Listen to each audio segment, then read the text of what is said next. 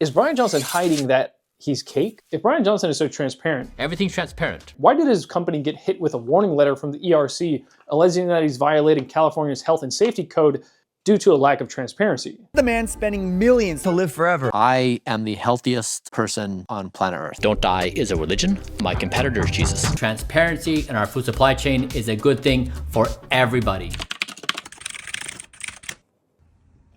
According to this warning letter from the Environmental Research Center, Bryan's cocoa product was in violation of California's Prop 65 ever since they started selling it because of the relatively high cadmium levels in it. Blueprint cocoa. Cadmium is known for causing cancer and birth defects and is toxic to reproductive health. Cadmium actually concentrates in the testicles and can affect testosterone production. The issue is that they did not provide a clear and reasonable warning to consumers about the potential toxicity of their product, something like this.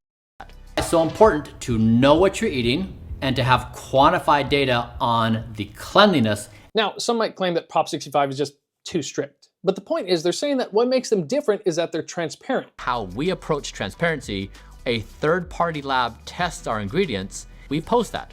Everything's transparent. But they're getting hit with warning letters because they're not being transparent. Actually, the cadmium levels are so high that this might be illegal to sell in Europe. Look, I'm no legal expert, but if you go to FAO.org and then go to this document and then go to page 35, you see that the limit for cadmium is 0.60 parts per million for cocoa powder, but Bryan's cocoa is 0.691 parts per million. Actually, according to this Consumer Labs report, the cocoa powder brand that Bryan used to use himself, CocoVia, has a powder that tests showed that cadmium levels were almost 10 times less than that of the Blueprint cocoa powder Bryan is selling now. And the CocoVia powder has more flavanols, which is the selling point of Bryan's cocoa powder. This has 537 milligrams of flavanols. We have done what no one else has before. We've built the best health protocol in history. Okay, I've got one more example of Blueprint's lack of transparency. Okay, so despite Bryan saying himself that these speed of aging tests can't really predict anything useful about health, how much confidence can we have about it being a predictive tool that's of any utility? Yeah.